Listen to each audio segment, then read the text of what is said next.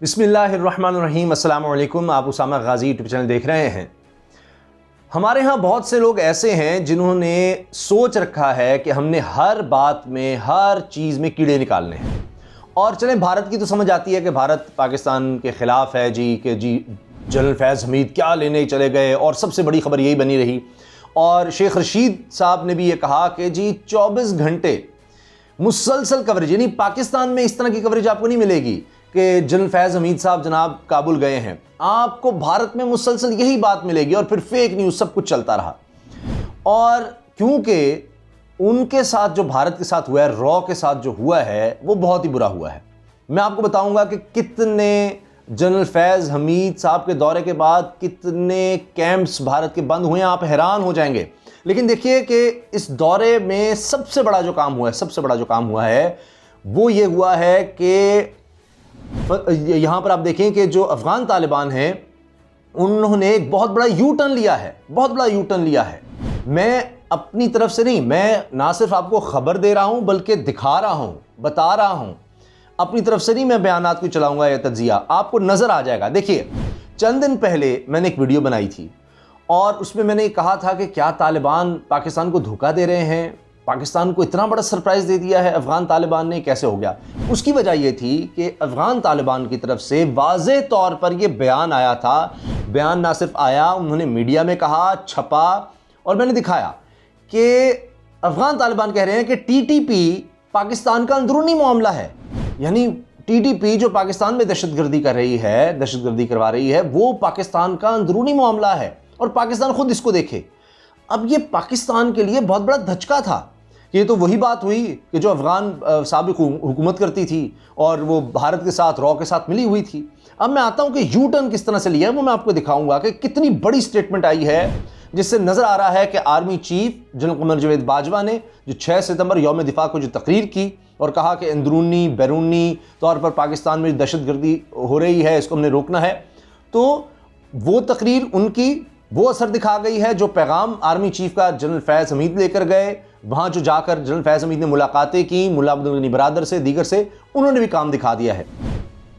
तो अब देखिए कि ये स्टेटमेंट पाकिस्तान के लिए बहुत बड़ा धचका था कि जी ये पाकिस्तान खुद देखे टीटीपी को। भाई पाकिस्तान तो देख ही रहा है, लेकिन पाकिस्तान अपनी सरहद के अंदर देख रहा है ना। जो कुछ अफगानिस्तान में हो रहा है, क्या पाकिस्तानी फौज वहाँ पर जाकर अटैक कर दे? ये तो फिर खिलाफ वर्जी हो जाएगी ना इंटरनेशनल कवानीन की। क्या करें, कैंप्स का हमें पता है, हम तो बताते रहे हैं।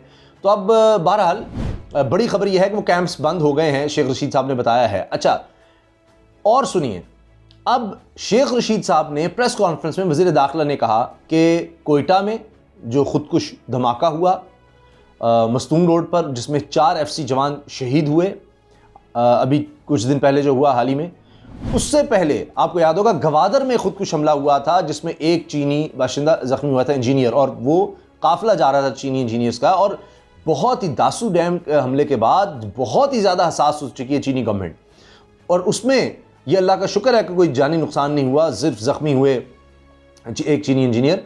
तो उस पर भी चीन ने तशवीश का इजहार किया था। तो अब उसमें वज़ीर दाखिला ने कहा है शेख रशीद ने कि दोनों खुदकुश हमलावरों की शनाख्त हो गई है। दोनों अफगानिस्तान से आए थे, ये शेख रशीद साहब ने वाज़े तौर पर कह दिया, यानी ट्रेस भी कर लिया पाकिस्तान अफगानिस्तान से। अब ये सिलसिला रुकना किस तरह है? वो रुकना इस तरह है कि जनरल फैज़ हमीद साहब गए, जनरल फैज़ हमीद ने अहम मुलाकातें की, हर चीज़ ब्लैक एंड वाइट में बताई, पाकिस्तान का मफाद। अब इस दौरे से पहले आपने ज़हन रखना स्टेटमेंट क्या थी कि ये पाकिस्तान का अपना मामला, टीटीपी पाकिस्तान हल करे। वहाँ पर उलमा को देखे क्या करना है, भाई बैठे वहाँ पर हुए हैं, लीजेंस कह रहे हैं जी हमने तो बैत कर लिया मुल्ला हैबतुल्लाह की, वहाँ टीटीपी कह रही है, उसका सरबराह कह रहा है। तो अब आप देखिए फ़र्क, देखिए बयानात में।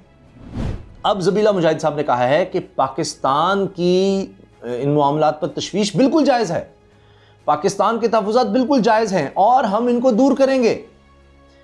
अब जो टीटीपी के बारे में साथ आगे तफसील में आप देख सकते हैं कि जी टीटीपी के हवाले से पाकिस्तान जो बात कर रहा है, हम किसी को इजाज़त नहीं देंगे पाकिस्तान के ख़िलाफ़ दहशतगर्दी करने की, अपनी सरज़मीन यानी अफ़गानिस्तान की सरज़मीन इस्तेमाल करने की। पाकिस्तान ने हमें बड़ा सपोर्ट किया है, अफ़गानिस्तान के, यानी अफ़गानिस्तान को, अफ़गानिस्तान के लोगों को सपोर्ट किया है। क्योंकि यही कहा जाता है जब पाकिस्तान को बात कर रहा है, मिल रहा है। अच्छा, जब साबिक अफगान गवर्नमेंट थी उनसे भी मिला जाता था, उनको भी यहाँ आने की दावत दी जाती थी, यहाँ से वहाँ जाया जाता था, तो तब और बात होती थी, पाकिस्तान के खिलाफ ही बोला जाता था। तो अब आप देखिए कि तालिबान ने कहा 20 साल ये प्रोपेगेंडा होता रहा, जिस तरह भारत का भी सारा प्रोपेगेंडा पकड़ा गया है, F-16 जनाब वो, और गेमों की वीडियोस चला के पाकिस्तान ये कर रहा है। इतनी उनकी शर्मिंदगी हुई है कि पाकिस्तान का जो बदतरीन दुश्मन वहाँ पर बैठा है अर्नब गोस्वामी, वो यानी डूब मरना चाहिए उसको चुल्लू भर पानी में। खैर, उनका एक काम है, उन्होंने आगे भी करते रहना है और ख़ुद ही एक्सपोज होंगे। तो जनाब अब आप ये देखिए कि ये खुद अफगान स्टेटमेंट आई है अब जो नई हुकूमत आई उसकी तरफ से कि जी 20 साल प्रोपेगेंडा होता रहा कि जी पाकिस्तान सपोर्ट कर रहा है अफगान तालिबान को, वो सब कुछ अब सामने आ गया, सब झूठ था।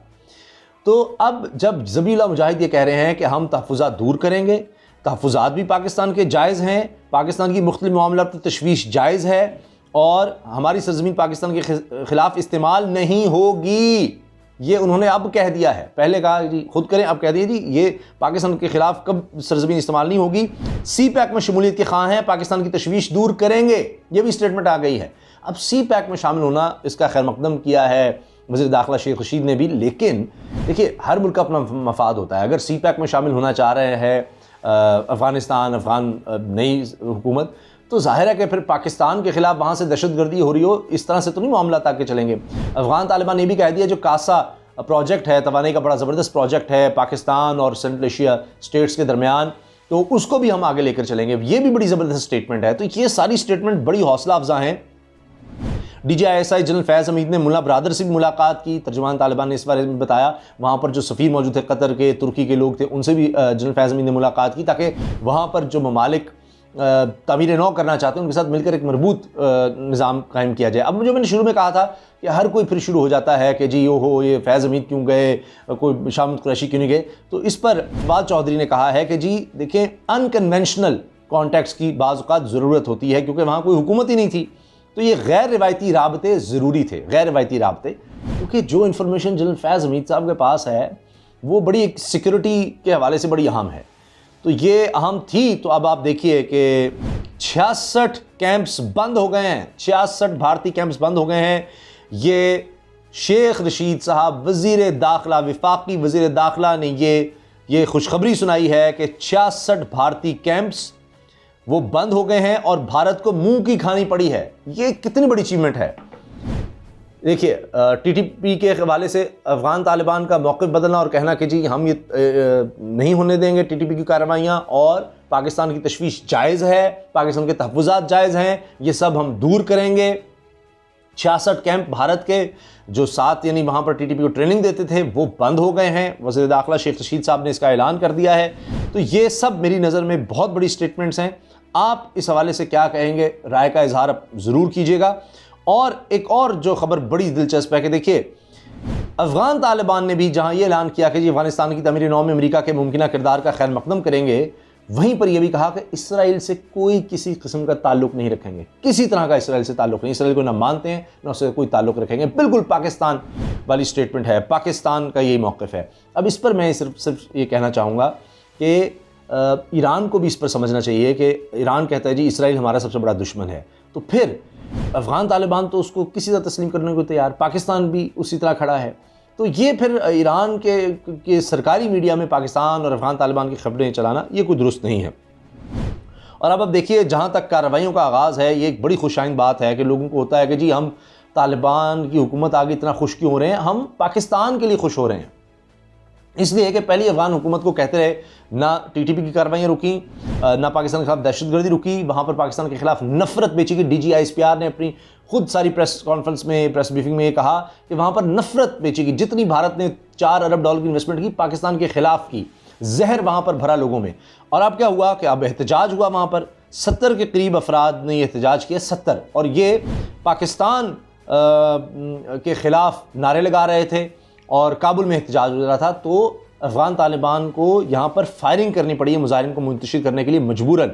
वो इस वजह से कि ये सब लोग आगे बढ़ रहे थे और पाकिस्तान का वहाँ जो सिफारती अमला है उसको नुकसान हो सकता था, क्योंकि ये पाकिस्तान के सफारत खाने के सामने मौजूद थे और वहाँ और ज़्यादा आगे जाना चाहते थे, जो बड़ी सूरत हाल ख़तरनाक हो सकती थी। तो ये एक चेंज आया है।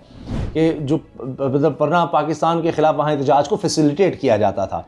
अब भी यह है कि एहतजाज हक़ है, लेकिन ये है कि अपनी बाउंड्रीज़ में रहकर किया जाए। अभी आपने देखा कि इसी तरह से बरतानिया तक में एहतजाज करवाए गए और पाकिस्तान का वहाँ जो सफारतखाना है उस पर भी हमला करवाया गया। तो ये बड़ा अफसोसनाक रहा है, लेकिन इंशाल्लाह आने वाले दिनों में ये चीज़ें भी रुकेंगी। लेकिन सबसे बड़ी खबर है कि TTP के ख़िलाफ़ अब कार्रवाई हो रही है और 66 कैंप, अब भारतीय कैंप थे वो बंद हो गए हैं, लिहाजा वहाँ से अब ट्रेनिंग उस तरह से नहीं मिल सकेगी दहशतगर्दों को जिस तरह पहले थी। लेकिन अब अमेरिका के आला अहदेदार और एजेंट्स वो भारत जा रहे हैं और बात कर रहे हैं अफगानिस्तान की सूरत हाल पर। भारत का क्या ताल्लुक़ है? वो ताल्लुक़ ये है, हम अगली आने वाली वीडियोज़ में कोशिश करेंगे उस पर डिस्कस करें कि वहाँ पर जो अब भी लोग रह गए हैं भारत के, सब तो नहीं आ गए, रॉ के तो सारे एजेंट भाग आए जो मेन उनके थे, कुछ तो वहाँ पर होंगे जो पेड होंगे, दीगर होंगे, तो उनके थ्रू उनसे रब्ते करके क्या क्या काम लिया जा सकता है, इस पर भी हो सकता है कि बात हो। तो इस पर आने वाली वीडियोज़ में हम ज़रूर बात करेंगे। अल्लाह हाफ़िज़।